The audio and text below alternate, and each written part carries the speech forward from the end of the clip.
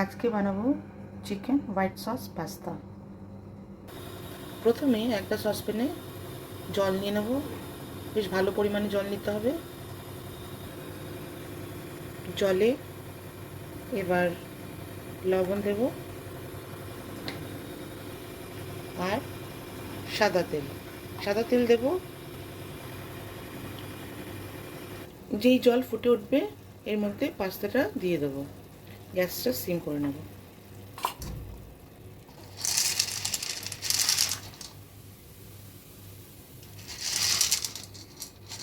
অল্প অল্প করে দেব।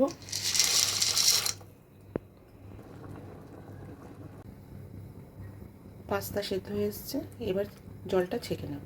জল ছেঁকে নিয়েছি। এবার 2 বড় চামচ বাটার নেব কড়াইতে।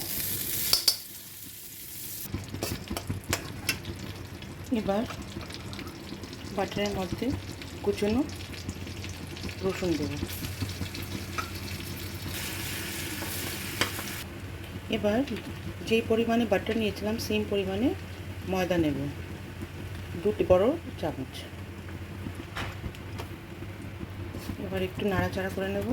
বাটারের সাথে ভালো করে ময়দাটা মিশিয়ে নেব।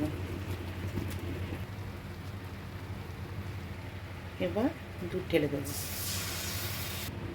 আমি 200 গ্রামের মতন পাস্তা নিয়েছি, তা সেই জন্য ½ লিটার দুধ নিয়েছি। এবার ভালো করে একটা হুইস্ক দিয়ে এটাকে মিলিয়ে নেব যাতে ময়দাতে কোনো গাঁট না পড়ে। এতে এবার সামান্য নুন, গোলমরিচ, চিলি ফ্লেক্স, অরিগ্যানো আর চিনি ভালো করে সব কিছু মিশিয়ে নেব।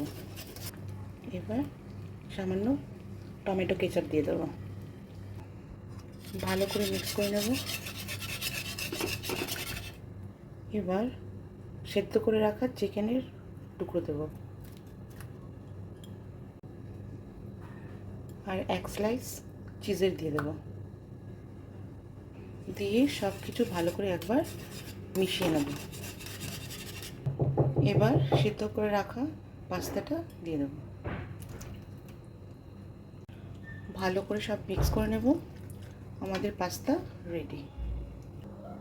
সুস্বাদু হোয়াইট সস পাস্তা বাচ্চাদের খুব পছন্দ হয়। রেডি হয়ে